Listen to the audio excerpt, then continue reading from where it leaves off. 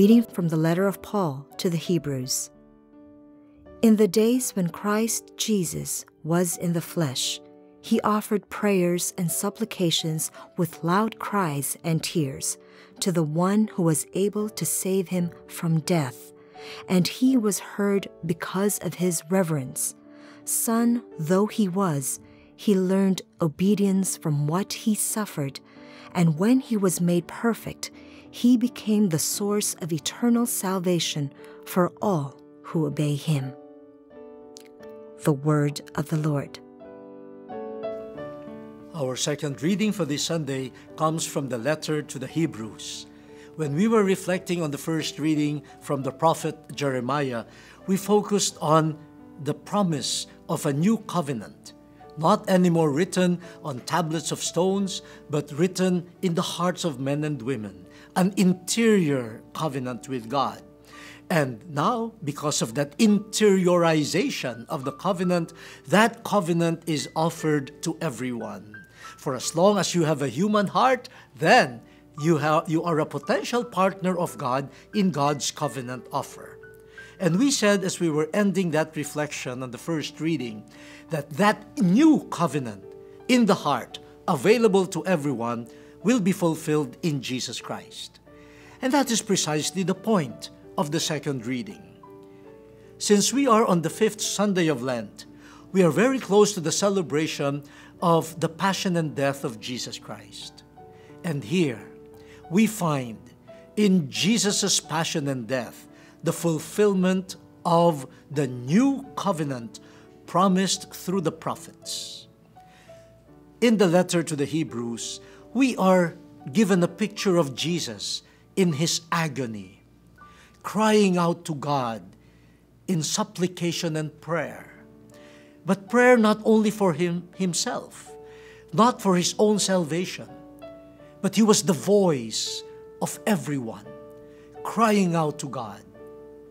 He is the voice of all those who are suffering, the voice of all those unjustly treated in history, the many mothers who are suffering, the children who are suffering, the unemployed, the victims of society, of discrimination, those who are crying out to the heavens, waiting for God to be a true covenant partner who will be true to his word.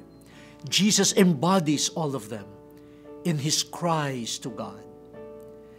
But according to the letter to the Hebrews, this cry which culminated on the last cry on the cross, leading to death, this comes from the heart of Jesus, the heart of the covenant. What Jeremiah talked about, the covenant written in the hearts of men and women, we find fulfilled definitively and completely in the heart of Jesus.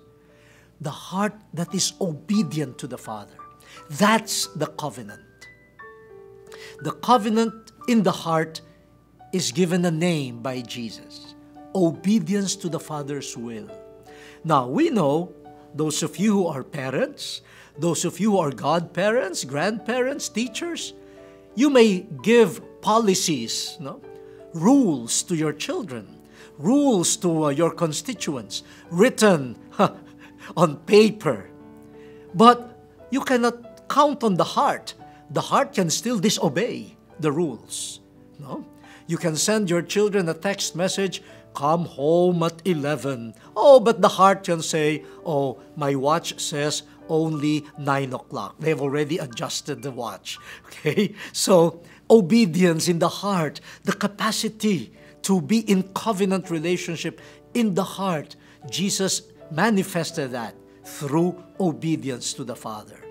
And according to the letter to the Hebrews, this obedience of Jesus, which is the apex of his obedience to the Father, of his covenant relationship with the Father, his fidelity to the Father in covenant, has a universal import. He has become the source of salvation for all of us. So, interior covenant, in obedience to the Father, and every person, like Christ, who is faithful to the Father in his covenant or her covenant with the Father, through obedience, you become a blessing to everyone. You become a blessing to many people.